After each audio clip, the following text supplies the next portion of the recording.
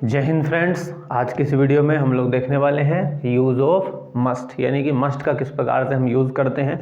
तो कई चीज़ों के लिए मस्ट का यूज़ किया जाता है। आवश्यकता के लिए, यानी कि अगर हमें किसी चीज़ की नीड है, ज़रूरत है, तो भी हम मस्ट का यूज़ करते हैं। किसी चीज़ पर हम ज़्यादा जोर दे रहे हैं, ज़रूरी किसी काम को करने के बारे में बात चल रही है, तो भी हम मस्ट का यूज़ करते हैं। कर्तव्य के लिए कि हमें ऐसा करना चाहिए, हमें ऐसा नहीं करना चाहिए, जो हमारे कर्तव्य हैं, मोरलिटी है, हमारी नैतिकता है, उसके लिए भी। और आज्ञा के लिए, बेसिकली आज्ञा में हम जब किसी को कोई काम करने के लिए मना करेंगे तो हम उस पर जोर डालेंगे कि भाई ऐसा मत करो, है ना।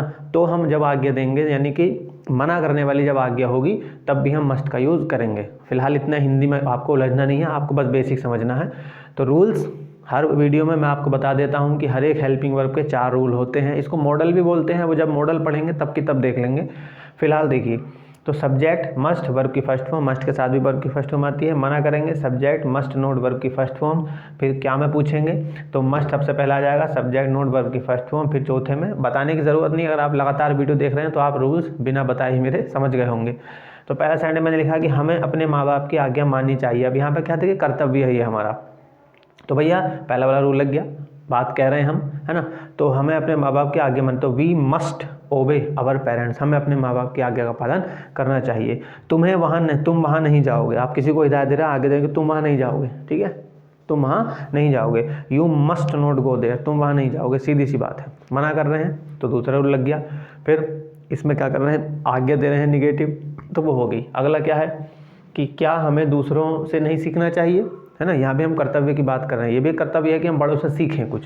क्या हमें दूसरों से नहीं सीखना चाहिए, तो अब ये वाला रूल है। लेकिन इसके साथ इसमें क्या भी है, नोट भी इसमें है। तो हमने क्या लिखा है, देखिए, मस्ट वी नोट लर्न, क्या हमें नहीं सीखना चाहिए। फ्रॉम माने से, अदर्स माने दूसरों से, तो क्या हमें दूसरों से नहीं सीखना चाहिए।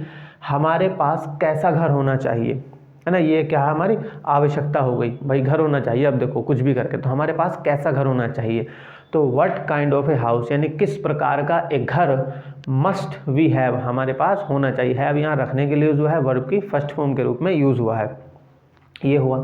फिर मैंने लिखा है कि उसे बिना आज्ञा के नहीं जाना चाहिए। देखिए यहाँ भी क्या हुआ है, यहाँ भी एक तरह का जो है ये आज्ञा है कि भाई उसे बिना आज्ञा के नहीं जाना चाहिए। तो बात कह रहे हैं तो भैया ये मना कर रहे हैं, तो दूसरा वाला रूल लग गया। तो हमने क्या लिखा है, ही, हमने उसको ही मान लिया है, कोई मेल है जिसको हम कह रहे हैं। तो ही मस्ट नॉट गो, उसे नहीं जाना चाहिए विदाउट परमिशन, बिना आज्ञा के।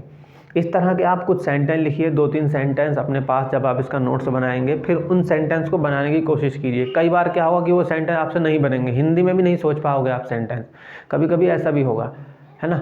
हिंदी में भी नहीं आते हैं दिमाग में हम सेंटेंस जब बनाने की कोशिश करते हैं, क्योंकि हम ना अपनी जो आम जिंदगी है उसमें हम अवेयर नहीं होते हैं कि हम क्या बोल रहे हैं, हम क्या सुन रहे हैं। बस एक आदतवश हम बोले जा रहे हैं और हम सुने जा रहे हैं।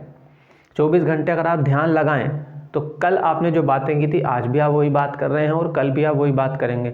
अगर आप देखें तो आप हर दिन, हर रोज़ 24 घंटे, क्योंकि वही आप माँ बाप, वही दोस्त, वही भाई बहन, वही आसपास का माहौल, उसी तरह की बातें, उसी तरह के दोस्त, तो घूम फिर के वही बातें होती रहती हैं 24 घंटे में। तो जिससे क्या होता है, हमारी जो सेंसेस हैं वो फिर हैबिट बन जाती है उनकी, यानी फिर हम चीज़ों को देखते हैं मगर हमें पता नहीं होता है कि हम देख रहे हैं। हम बोल रहे होते हैं, हमें पता नहीं होता है कि हम बोल रहे हैं। हम सुन रहे होते हैं मगर हमें पता नहीं होता है कि हम सुन रहे हैं। इसलिए क्या होता है, जब कभी हमें स्टेज पर बुलाया जाता है तो हम एक शब्द भी नहीं बोल पाते, क्योंकि वहाँ तो रोज़मर्रा वाली चीज़ें नहीं बोलेंगे, वहाँ आपको कुछ नया बोलना पड़ेगा। और नए बोलने के लिए क्या, सोचना पड़ेगा। लेकिन आप रियल लाइफ में सोच ही नहीं रहे हैं, वो तो एक आदतवश है। जैसे जब आपने साइकिल चलानी सीखी होगी स्टार्टिंग में, तो फिर आपको उस समय कुछ भी याद नहीं रहता था, क्योंकि आपकी पूरी एनर्जी, पूरा ध्यान आपका साइकिल चलाने पर था, है ना। तो जब आप सीखते हैं, यानी कि जब हम कुछ नया करते हैं तब हमारी एनर्जी उसमें लगती है, तब हमारा ध्यान उसमें जाता है। इसलिए कहते हैं कि हमें कुछ ना कुछ नया नया सीखते रहना चाहिए, उससे हमारी सोचने की क्षमता बढ़ती है। कुछ नया पढ़ते रहना चाहिए, शब्द भंडार बढ़ेगा। वरना 24 घंटे हम जो कुछ कर रहे हैं वो सेम चीज़ ही रिपीट हो रही है। तो जिसकी वजह से क्या होता है कि जब हम कभी सेंटेंस, हमें लिखने की बारी आती है, लिखने का मौका मिलता है, तो हम ना लिख नहीं पाते हैं, क्योंकि हम सेंटेंस सोच नहीं पा रहे हैं। क्योंकि रियल लाइफ में जब हम बात कर रहे हैं तो बिना सोचे बात कर रहे हैं। क्यों? क्योंकि वही बात हमने कल की थी, वही परसों की थी, वही 1 साल पहले की थी, वही 2 साल पहले की थी, कंटिन्यू है। क्योंकि हम जहाँ रहते हैं उसके आसपास के माहौल की जो सीमा है वो निर्धारित है।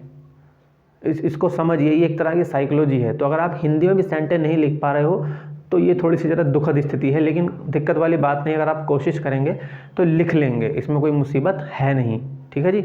बस यही सीखना और कुछ नहीं है।